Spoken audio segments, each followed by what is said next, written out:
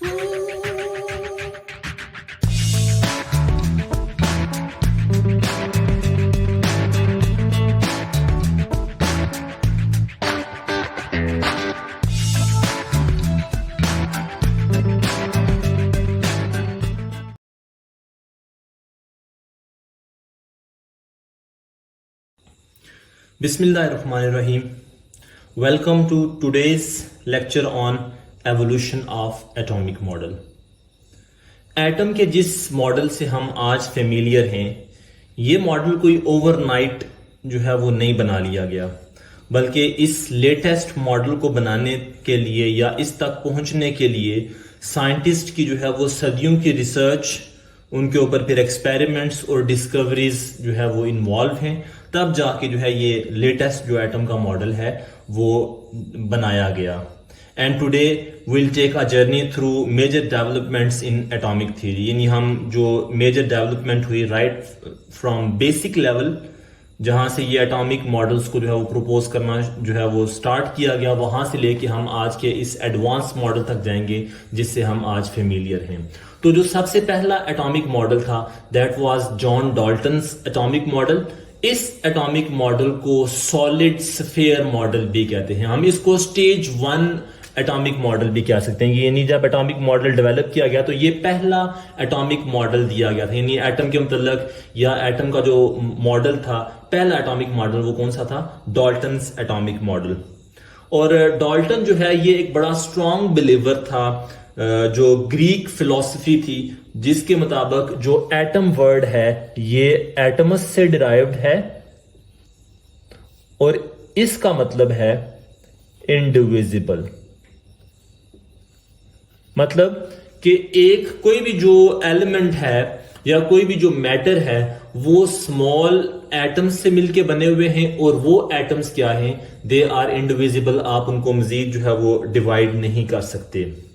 अब अगली चीज ये कि why we call it solid sphere model.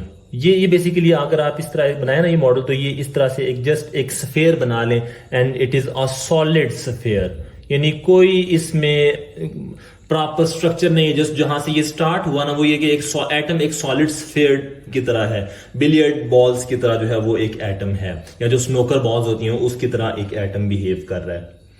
तो इस मॉडल के अकॉर्डिंग या जो जिस थ्योरी का डाल्टन जो है वो बिलीवर था, उसके अकॉर्डिंग जो एक स्पेसिफिक एलिमेंट है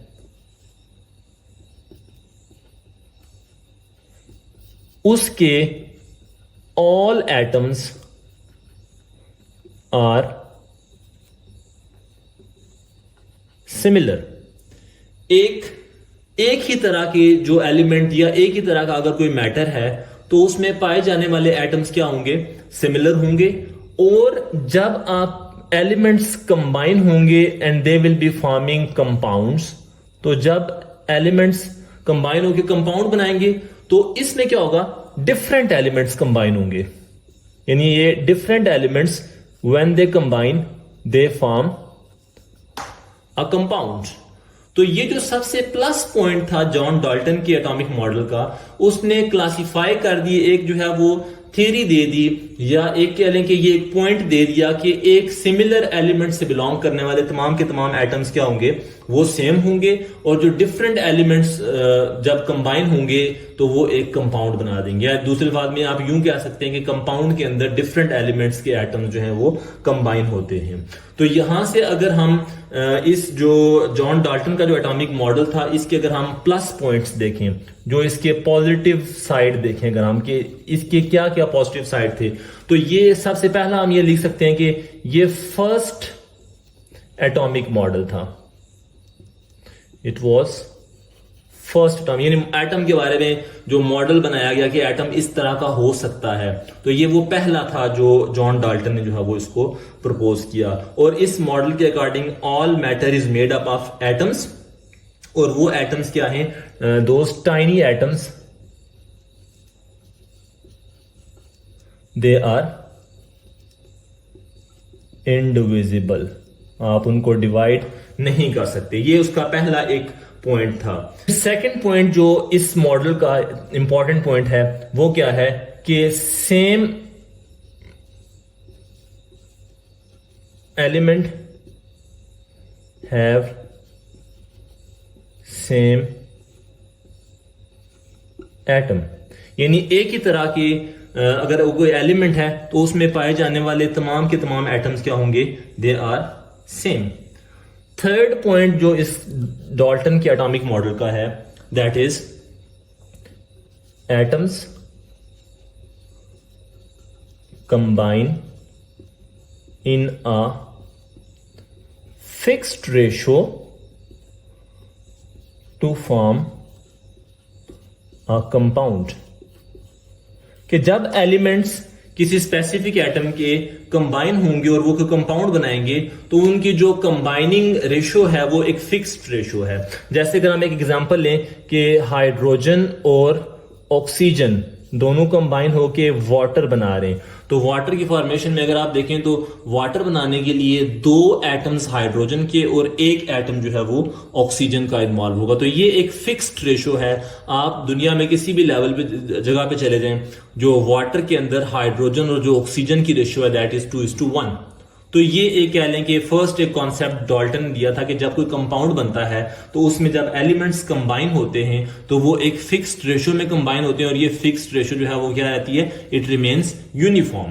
फिर इसमें है कि जब एटम्स कंबाइन होके एक कंपाउंड बना देते हैं तो जब एक बेसिकली ये एक केमिकल रिएक्शन को रिप्रेजेंट कर रहा है, कि जब एक केमिकल रिएक्शन होता है और कोई कंपाउंड बनता है तो उसमें जस्ट क्या होता है, रीअरेंजमेंट ऑफ एटम्स।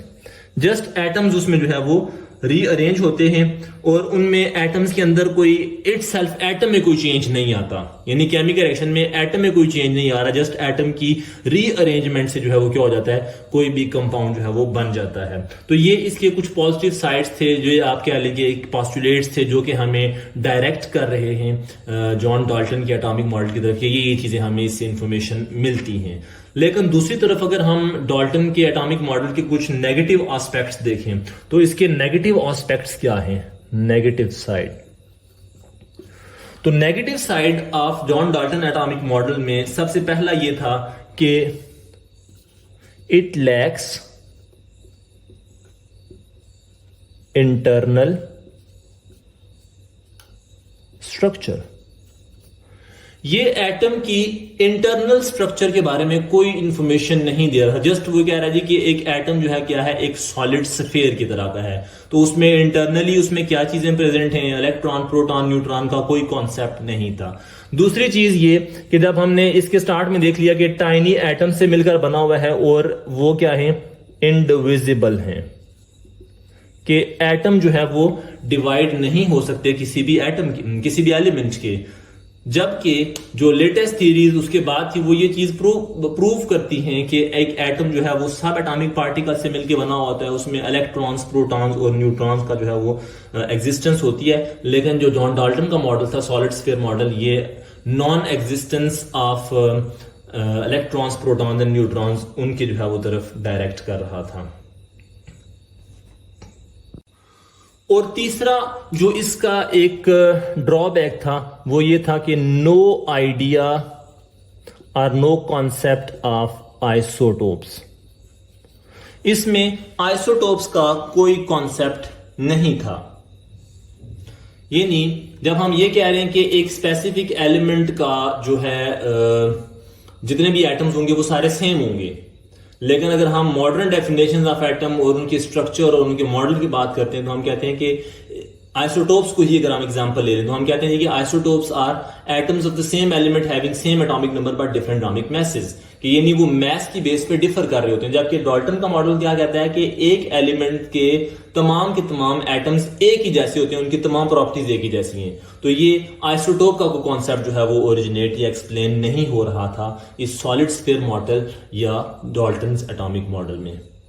तो ये एक फर्स्ट स्टेज थी एटम के मॉडल को डेवलप करने में, जिसकी कुछ पॉजिटिव साइड्स भी थी कि एक प्रॉपर रेगुलर शेप दे दी गई एटम को कि ये एक इस तरह का एटम हो सकता है। पहला एक रेगुलर मॉडल था, उसकी कुछ पॉजिटिव साइड्स एक्सप्लेन हुई, लेकिन सेम टाइम उसके कुछ नेगेटिव एस्पेक्ट्स या ड्रॉबैक्स भी थे कि इसमें कोई रेगुलर इंटरनल स्ट्रक्चर का जो है वो हमें नहीं पता चला, और ये मॉडल इंडिविजिबिलिटी की तरफ लेके जा रहा है, जबकि प्रैक्टिकली सब एटॉमिक पार्टिकल्स एग्जिस्ट करते हैं और इसमें आइसोटोप्स के हवाले से कोई इंफॉर्मेशन नहीं थी। तो ये जो ड्रॉबैक्स थे इन्होंने लीड किया कि हम मजीद बेहतरी की तरफ जाएं और फर्दर किसी बेहतर मॉडल की तरफ जो है वो हम उसको प्रपोज करें।